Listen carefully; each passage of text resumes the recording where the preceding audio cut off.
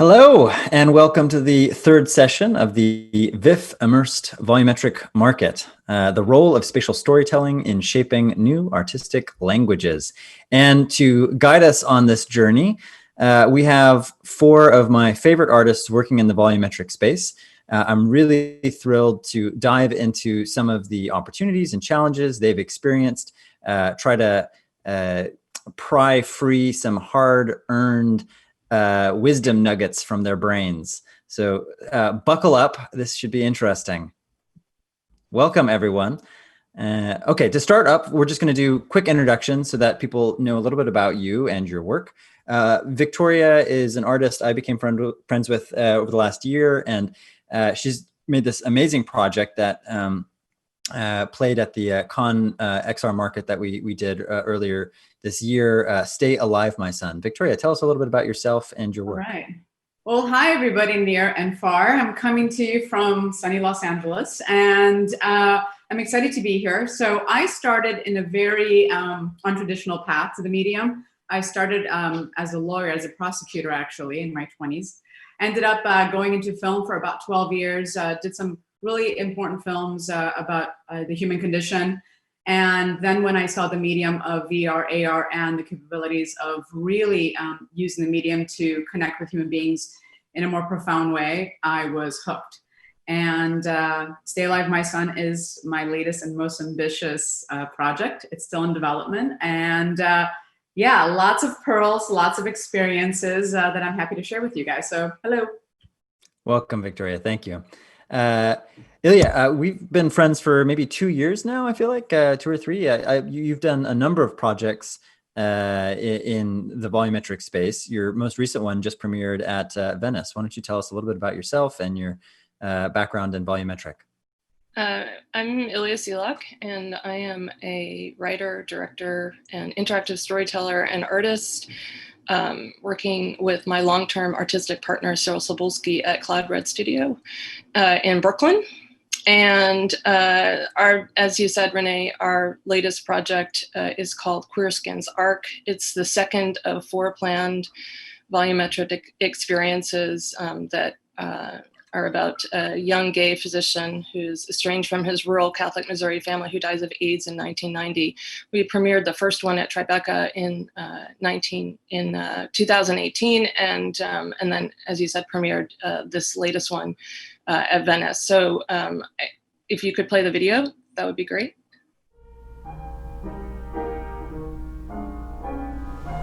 Sebastian. I hear the name, but do not capture myself with it. Is that blood or chocolate? Alex asked. Blood or chocolate? Those were the first words Alex ever spoke to me. Is it my birthday? Alex, it's our anniversary. Remember our first date? When you turned around, you looked me straight in the eye and you said, Touch me.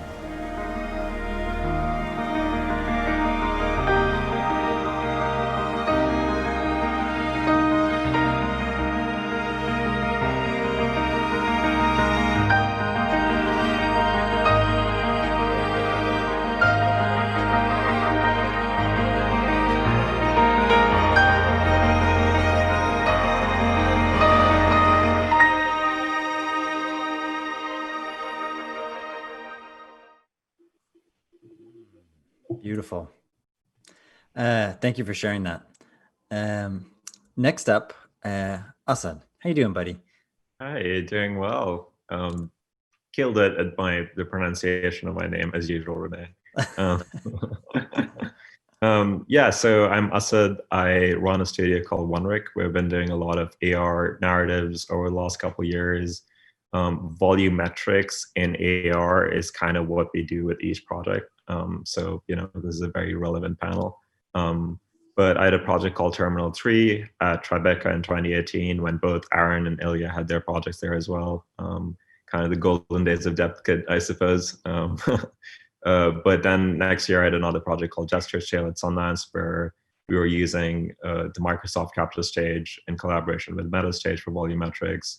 And now I have, we produced a product called Jadu that is basically trying to bring some of these volumetric assets that we've been developing to wider audiences in kind of a more consumer-facing app. So yeah, happy to dive in. Wonderful. And finally, Erin. Boy, it's good to see you. I feel like it's been since 2018, I guess, since I saw you. Welcome, Erin. Tell us about yourself, your work. So I work at a studio called NSC Creative, based in Leicester in England.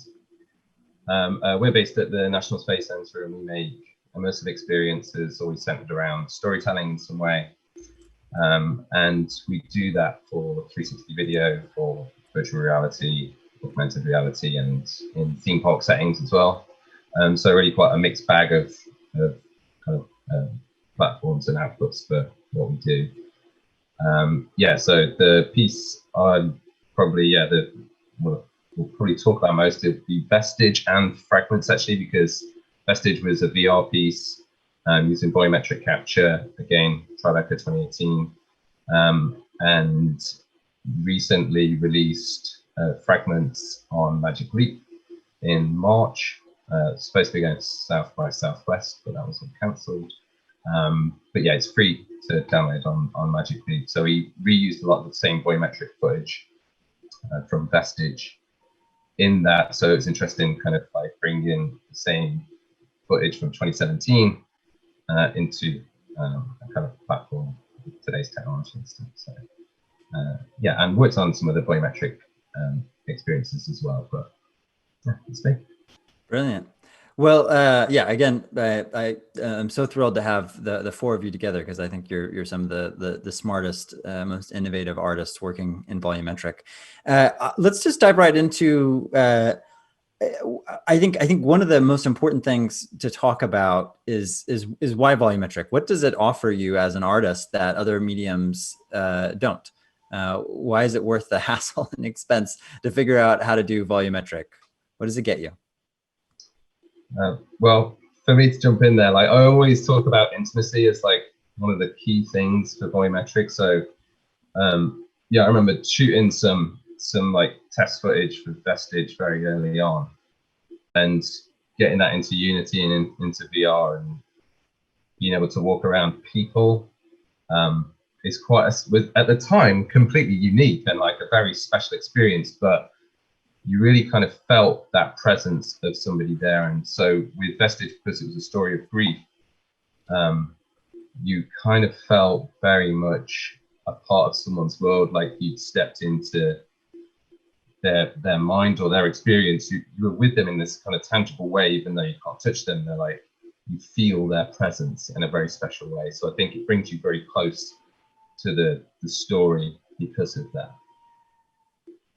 I think also for me in particular, it was the story is about a real family. It's about this man who's a survivor of the Cambodian genocide. And I couldn't imagine honoring this family and their story without having real actors, and actors that actually had backstories of their own family members being survivors of the Cambodian genocide, Korean War, et cetera, et cetera. And I think all of that somehow fueled in their performances. And there's something that just does not draw the same kind of parallel using avatars or other game engine derived characters, I think, that they did. And with that intimacy that you just mentioned, Erin, you're able to feel all that gamut of emotion, going from the love of this family that they shared all the way to the loss that they shared, and the ability to be so close. As human beings, we crave the touch of the familiar. And I think that allows us to get drawn more into the story, the storyline, and allows us to feel in a deeper manner that you don't towards a passive medium or a more computer-generated medium. Take it. Good. Other thoughts? A couple of things. I want to sort of echo what Erin is saying, because I think that volumetric is worth it for certain kinds of storytelling. And I think it's that quality of liveness that it brings to a story. So if you have a story that really is intimate and you want to make the participant, the visitor, feel like they are with real live people, even though, again, like Victoria was saying, you can't touch them, then volumetric is really the only thing you can use.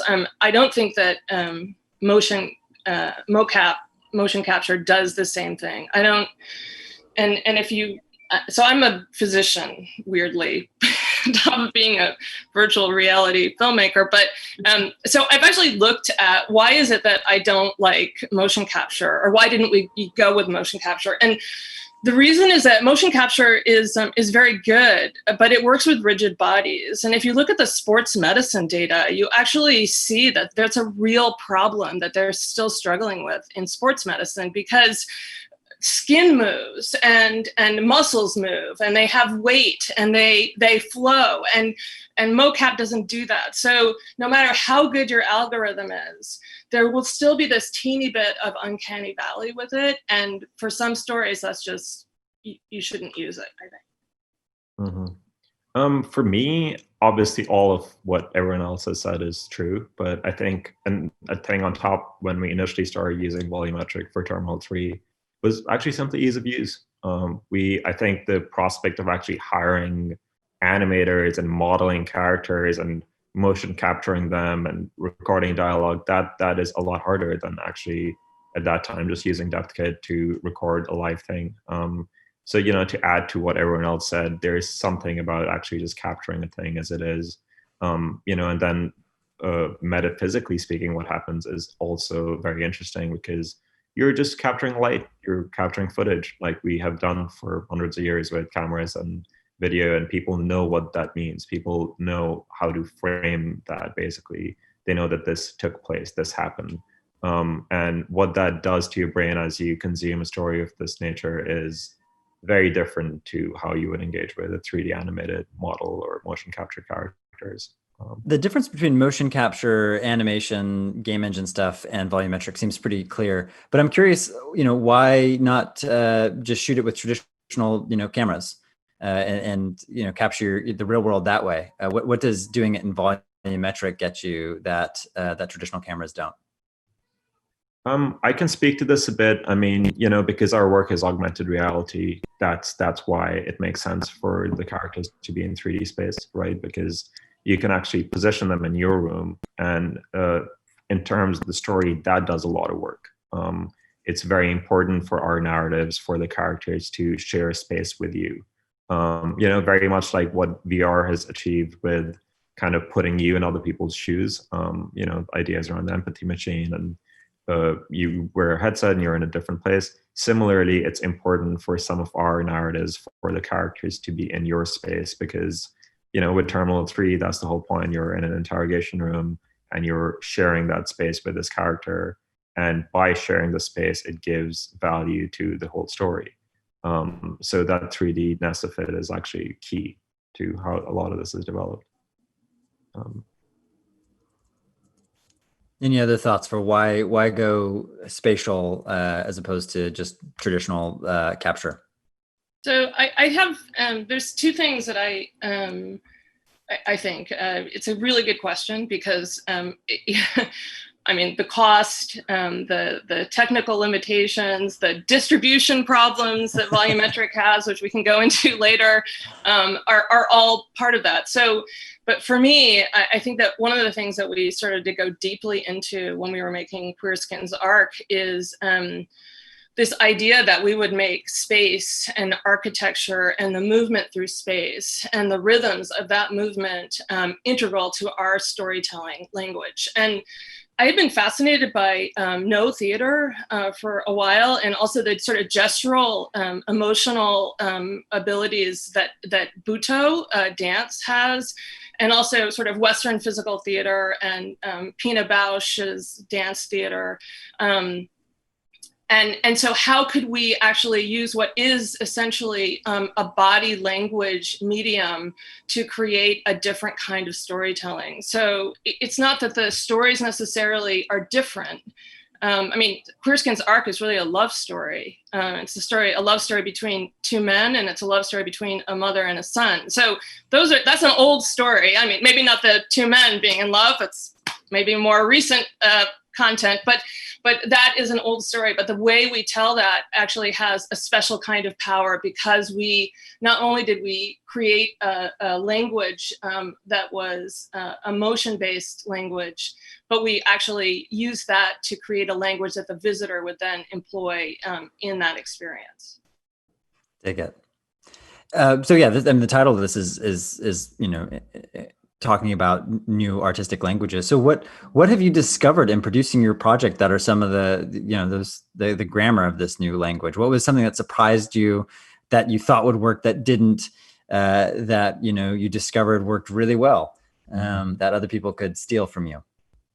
I think for me, placing someone in the space that's inhabited by this beautiful Cambodian family, automatically, I said, okay, I'm going to make it completely elaborate. It's going to be really, really authentic, elaborate production design. I went crazy with it, and lighting and all that jazz. And then when I figured out that I allowed the player to touch something and grab something, all of a sudden this aha happened. And instead of people listening to the dialogue that I had written, I wanted these actors to say, they started trying to grab everything there was. So it's like, be careful about the behavior you're trying to teach if your piece is interactive, because they will go with that. On the flip side is, if you want to teeter between interactivity and focus, right, for dialogue, because you want to convey a certain narrative to the player, make sure you use theater elements, use lighting to direct focus, use motion in that space to direct focus. I know VESTIGE did that really, really beautifully. So be very cognizant of the space that the player is occupying, what you're trying to achieve in each scene, and make sure that the way in which you are treating the player in that scene matches the emotion you're trying to do, whether it's an interactive element or a listening aspect. Smart, great. Other insights, other discoveries? There was something interesting about VESTIGE was how we created it as a branching narrative. So there's like several different pathways that you can go down depending on who you follow through the story. And the reasoning for that was, it was a lot of work, and it was like hard to reason with producers and stuff to actually do the work to make that happen. But the original reason was like to try and reflect like how Lisa was talking about memories and like the different kind of pathways she would go down when she would remember her husband. But an interesting byproduct of it, which wasn't expected, was this like flow that you get by following a character. And what we did was like Lisa would walk out of the kitchen door, and then Eric would walk in through that door. And that was the start of the next branch, would always start at the point that the character had just left. So you had this like seamless flow of characters through the space. And one of the issues with 360, or something that people talk about a lot, is like trying to direct the view of the audience and trying to keep them where the story points are. And actually, by kind of splitting this so you could follow the characters and it would always open from those different points that you're looking at, that kind of maintains that focus on the story points throughout the whole thing. And so you do achieve this interesting continual flow of like, you don't ever really notice it breaking or like you don't get lost in the scenes and stuff like that. But yeah, that wasn't intended, but that was an interesting byproduct of it, and something that you can do with volumetric that maybe is slightly different when you get to 360 video, because of having the sets and things like present in there. Dig it. Asad, any thoughts to add to that, or can we move on to disasters, because I want to cover that too, things to avoid. So I mean, it's a very different new medium. Like that, it's really as simple as that. The rules for it don't really exist. So there's no textbook you could go back and look at, basically at each given moment you end up with new challenges that you need solutions for. I think an interesting anecdote or an interesting challenge that we ran into with A Jester's Tale was that one of the main characters, the protagonist, was actually a 9-year-old kid. The actor was actually a 9-year-old kid as well. And basically this kid had to give a performance that was very intimate feeling while sitting inside a huge green screen stage with 106 cameras looking at him without anyone else in that space, with me shouting, action from very far away. And after doing a couple takes, we realized we just weren't getting an intimate enough performance. It was very performative in nature because obviously the kid didn't have anyone else to connect to, had to really imagine this performance himself in the space. So we came up with an idea of actually hiring what we called an interactor, where the actor played the role of the viewer. The actor pretended to be the viewer, engaging with the child and making eye contact with the child and really trying to get a compelling performance out of the child. And then when we recorded the whole process with the interactor, we just removed the interactor in post and the viewer took their position.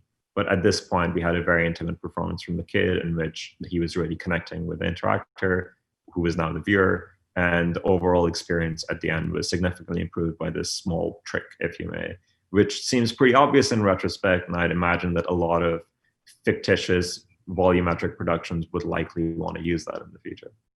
Just to that point, I worked with 2 kids in my piece. And so there was one scene where it was like the mother, the 2 children playing with things. And then the KR chief comes in, and it's one scene that's about, 5 minutes long. So everything has to land perfectly or else your take is gone. And the little kids are like looking this way at their mother that's doing, probably coaching them in the corner or whatever's happening. And I think there's nothing more than practice before you even shoot, because it is theater, it is live, and it's one continual take. There's no tricks of editing that we do in film. So that's, I would say, the one limitation of volumetric. So make sure, especially with kids, you do that. With actors, I had some really high profile actors in my piece, and there's all the conscientious quality of how do I look? It is a new medium for me. This all feels very technical and very overwhelming. So having that conversation with them ahead of time, I think ease them. And so when we're ready to do it, I was able to get what I needed, but it does take a minute. It does take a minute. And on the topic of kids, I found it to be very useful to keep some carrots and hummus on set. Kids can get very hyperactive, then they need their sugar intake, and then they're just freaking out, then you can't contain them. Really nightmare scenarios there. So then you just taunt them by eating the carrots and hummus in front of them. You wouldn't give it to the kids. You just eat it yourself. Why would you do that? Yeah. Other things to avoid, like things that you wish you'd known, like what are some advice that you'd give yourself before you made your project?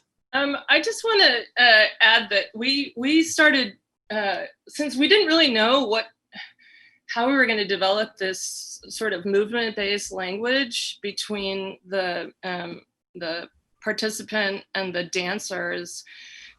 We had this, we had scripted it in a certain way, and I guess we sort of intuited early on that we didn't really know how this was going to work. So we started experimenting way before we even shot the volumetric. This is to Victoria's point. You don't really have you can't really go back. I mean, you can do certain things, but you can't really go back and change things that much. So we had to figure out whether what we wanted to do was actually going to work. So we actually did live experimentation, 3 sets of experiments before we shot, and then 1 after we shot, to try and come up with this language. So I feel like that's actually going to be a huge part of our storytelling going forward, because if you're really trying to push the boundaries of what using people's expectations, as Asad was saying about, filmmaking, but also going beyond that, I think that live experimentation is critical.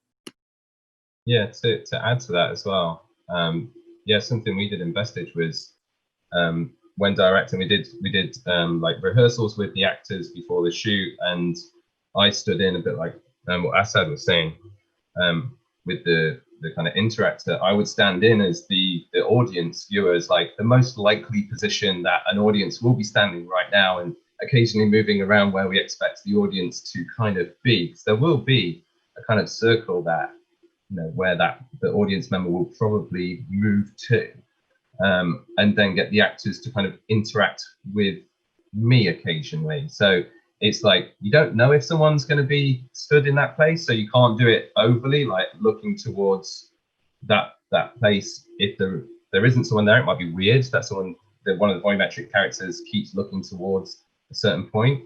But for those moments where you think, pretty sure someone will be stood here, at this point in time, watching the action from this angle. And when the actor kind of looks up in that direction and says something like very meaningful, almost breaking the fourth wall moment, like that's quite effective. So yeah, that's something we did a lot as well. But as well, sorry, we also did like some pre-vis shoots where we would get stand-ins to be the actors and position them around and do like just normal 2D camera shoots, but like stood in the position and then following them around the room and getting them to walk in different kind of routes around the space as well. And like there's a moment, the Black Abyss, this really dark moment in the piece where actually initially that was a lot more dynamic, and the idea was like theory was if Lisa is walking around you really fast, it kind of puts you like off a little bit, like you have to keep following her around and it kind of puts you on edge a little. But it just became too confusing to keep following around, and like when you put people when you just stand there in the experience yourself and look at that, you're like, yeah, that doesn't quite work. So you can start to make decisions before you even get it into VR or anything. So. And I would also say one more thing. I know, Ilya, you had this experience in your QUEERSKINS, your first one, when you're trying to bring a volumetric asset into a virtual world that is, already set in a game engine. Please make sure that you actually build the exact same set that you're trying to use, that you're going to use at the end. I mean, whether she's opening up the doors in my situation or turning on a radio, it all has to be the same height, or else, I know you did it for the car and it was beautiful with the steering wheel. I noticed that. It's going to be a nightmare to fix later. So make sure you've planned out your Apple boxes, everything is green, and it mirrors the final, because you can't change it again to that point. Oh yeah, I mean, we did photogrammetry of a real 1986 Cadillac, the interior, that's what the car is. And then we took precise measurements off of that, had a green screen, front seat, and dashboard and steering wheel made by a theatrical set company, and then did rehearsals in my living room with the actors exactly where they were going to be, with me and a camera right where the visitor would be. And that's how we rehearsed, because there was no point in filming from the front, because that's not where the participant was going to be.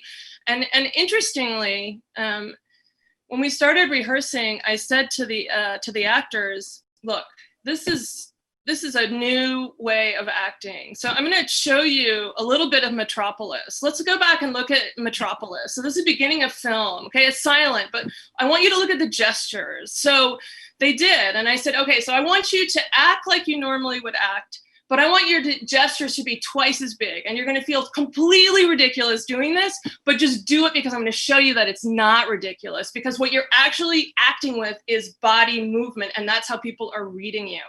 And they got it immediately. They got it immediately. And we actually work with a choreographer. Even though those two actors are seated, they're doing this actual call and response that was choreographed. If you go back and look at it, it's all choreographed. Yeah, and that sort of speaks to one of the things that you lose in volumetric, which is the equivalent of a close-up, right? Because you don't have that fidelity on the face like you do in other mediums. So it does have to be a more physical performance with the voice and the body to convey what you lose in a close-up in film. We've got about 10 minutes left, and I want to transition into a bit more of the other side of things, which is, how do you get your project out into the world? How do you find an audience? And how do you, how can we as artists and industry folk make sure that this isn't just a weird niche, but something that, can have real social impact, as well as artistic impact? So I'd love to sort of dive into anything in that general field. Yeah, I mean, obviously there's a festival circuit, right? So with Terminal 3, we took it to Tribeca, and we really exhaustively took it around to the festival circuit and museums and places like that. I think that over 5,000 people have seen Terminal 3 in its full glory with installation and the HoloLens and everything, which I'm super happy about. But then after that, we made a JESTER'S jail, which was at Sundance, that I'd imagine maybe 300-400 people saw it. And after that, I was just kind of jaded. And like, there were a lot of festivals that wanted that piece, but just the amount of effort it takes to actually distribute that, take it to these places, and the fact that people that end up seeing it are still very much the industry insiders or VR, AR people that already are familiar with this. So that's kind of where, over the last year or so, the work we've been doing has been about finding an audience, very much so. And especially with Jadu, which, there is narrative storytelling involved somehow. It's generally, the idea is that we capture 15-second performances with different artists, mainly musicians, but also other types of artists and influencers and, people that have audiences.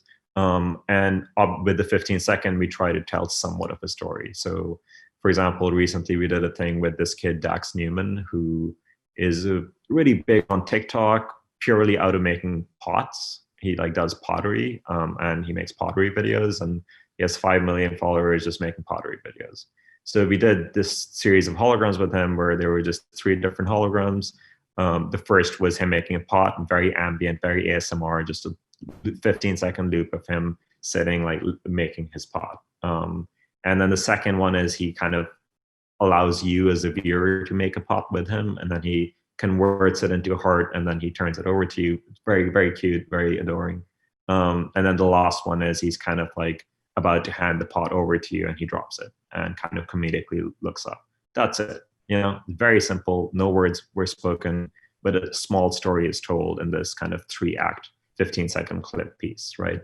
So we're trying to do a lot of that kind of work where, who is that interesting for? It's interesting for his audience. It's interesting for people that want to be playing with these kind of ideas. It's not that interesting for the AR, VR world, or that's not our primary audience. And I'm trying my best to do that and not be thinking of my peers as people that will be watching this, rather than thinking of the new audience that will actually be. And I feel like that's just a very simple step of being okay, we're actually going to reach an audience who's already engaging with this person or this type of content, and we're going to bring them the same thing in volumetric and see how they respond to it. So there's been a lot of that, and I'm very excited about continuing that for sure. I think from my experience, Stay Alive, My Son was very much a passion project for me, and it was also a passion project for me that I was really interested in bringing cinema and VR together, because that's kind of my past and that's kind of where I'm going in the future, by taking high form IP and converting it so that it is the future of storytelling. And I think everyone has to remember that, it is a business at the end of the day too. So unless you're offering some kind of value proposition to, consumers to buy the headset, and I know those prices are getting lower and they're getting more powerful and more accessible, unless you offer that value proposition, which is taking them to something that they can't experience with any other medium, really flexing their ability to, get outside their bodies and explore, flying or physical augmentation or whatever that is. And then in the same token, when the content becomes better like that and it serves its purpose, I think then the rest of the stakeholders, like distributors, I had a talk with Warner Brothers, and they're like, until we see 1 billion headsets, we're not going to really invest in the medium. So try to think of things that use the medium, but also have a consciousness of the mechanics and business behind it. And then financiers the same way. No one's going to give you a lot of money to make a gigantic piece if the industry is not there yet. So in all the steps that you're taking, take your creative hat and your exploratory hat and your pioneering hat off for a second and check those boxes. Is it serving the VR need? What other funding sources can I use? How low can I make that production? Being very, very cognizant of where the industry is right now and what people are willing to give to it. Am I offering some kind of value proposition to the person, wearing the headset? All of these things are important.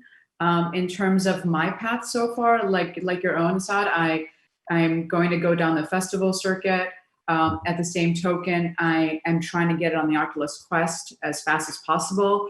That is your opportunity to actually recoup your money, because at the end of the day, gamers are looking at something very, very different. And that person usually has the Rift and has the crazy fancy computer with, the crazy and expensive, graphics cards, but that's not really a full audience, of which you can recoup some of the financing. Then at the end of the pathway, after you've gone through all those steps, think of educational institutions, think of museum collaborations, think about collaborations with other fellow artists. For instance, if I had a piece that talked about homosexual relationships and the tension on a family, perhaps I would talk, to you, Ilya, and maybe we would do a package deal and present ourselves as a package of creators to do a full exhibit, possibly at a museum. Think a little bit differently about your approach. And at the end, of course, you always have the 360 video to give to people like Veer, telecom companies, think about that entire continuum, I would say, once you've made your piece. Smart, really great advice. Erin, why don't you give us a little bit of perspective? Because I think Vestige, in terms of like volumetric art house pieces, is actually done quite well in terms of being shown in many different venues and being available on a lot of different platforms and formats. Have you thought about that? What would have been some insights that you could share? Yeah, I think thinking about like multi-platform and like how you can take one piece and then actually, create multiple versions of that for multiple different people to have, I think is a good way to think about it. I think actually it might sound easier than it actually is, because trying to create a 360 and room scale experience in VR and then trying to make a 360 video from that, I think at the time with volumetric technology we were using, was actually pretty difficult to get the renders out, and so we ended up spending a huge amount of time making those 360 videos, and especially in stereoscopic, and making sure that it is a good thing at the end of the day as well, and not just like hit render, send it out, see you later. It's like you want to craft it and make sure that it is a really good piece in its own right on that platform, in that medium as well. And so yeah, we've done Vestige in 360 video, stereoscopic, and in dome as well. We did like a full dome version, which again, it's a completely different camera movement to the 360 video version. And we've done obviously the Magic Leap augmented reality version, which is a complete rethink really of the piece, but it's reusing a lot of the assets from it. So again, we kind of we still got that story out to a lot more people, and got money from Magic Leap in order to do that as well. So yeah, there's lots of things like that to like lots of platforms to output, and I guess location based as well. There's I think you might know numbers better, Renee, but yeah, in terms of money made from different parts of it, I think the location based licenses probably made the most money, I think, compared to selling on Steam and all that kind of stuff. Mm-hmm. Well, a lot to unpack here. We are at the time for switching over to our next session, which is actually the first of several pitching sessions. Victoria is going to be part of that, pitching her project, Stay Alive, My Son. Erin, Asad, Ilya, thank you so much for being a part of this. Victoria, thank you as well. And I just am so thrilled to have in small ways been a part of the projects that you've made, and I'm so excited to see the future work that you make in this space. I'm really, I don't know. I'm really just so grateful to have all of you in my life. It makes it such a more rich existence for me. So thank you. And Erin, I have to say this before we go. My son reads Oh No, George probably every other night, a book you gave us, and it's one of his favorites. And I always think of you when we read it. All right. Thank you, everyone. Thank you. All right. Okay. Bye.